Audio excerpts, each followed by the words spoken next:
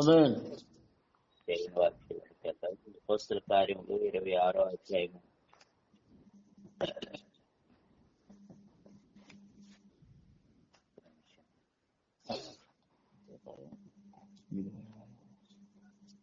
ఇరవై 24 నుంచా? అవును.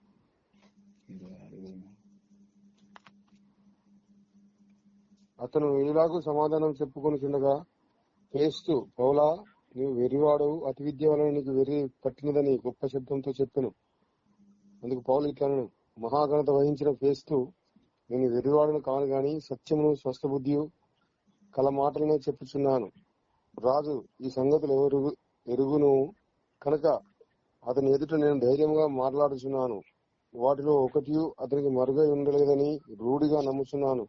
ఇది ఒక మూలన జరిగిన కార్యము కాదు. అగ్రిప్పరాజా, తమ ప్రవక్తలు నమ్ముచున్నారని నేను ఎరుగుదును. అందుకు అగ్రిప్ప, ఇంత సులభముగా నన్ను క్రైస్తవుని చేయజూస్తున్నావే అని పౌలుతో చెప్పాను. అందుకు పౌలు, సులభముగానో దుర్లభముగానో తమను మాత్రము కాదు, నేడు నా మాట వినిన వారందరూ ఈ బంధకములు తప్ప నా వలె ఉండినట్లు దేవుడు అనుగ్రహించును గాక అని.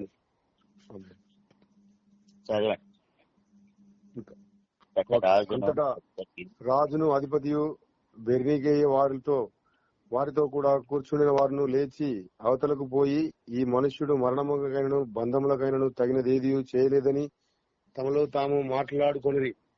అందుకు అగ్రిప్ప, ఈ మనుష్యుడు కైసరు ఎదుట చెప్పుకొందునని అనని ఎడల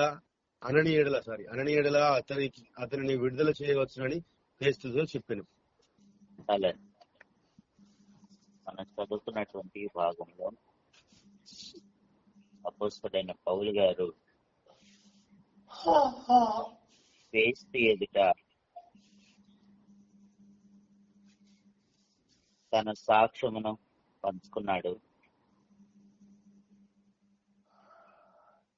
అగ్రిప్ప రాజే ఎదుట యూదుల సంబంధిగా, యూదుల వంశస్థుడిగా, యూదుల వంశంలో నుండి జన్మించి సర్వలోకమునకు రక్షకుడిగా జీవించినటువంటి క్రీస్తు యేసును గురించి మాట్లాడుతూ, ఈ సంగతి యూదులు గ్రహించలేకపోవడం దౌర్భాగ్యం, ఆ సత్యమునే నేను ప్రకటిస్తున్నాను,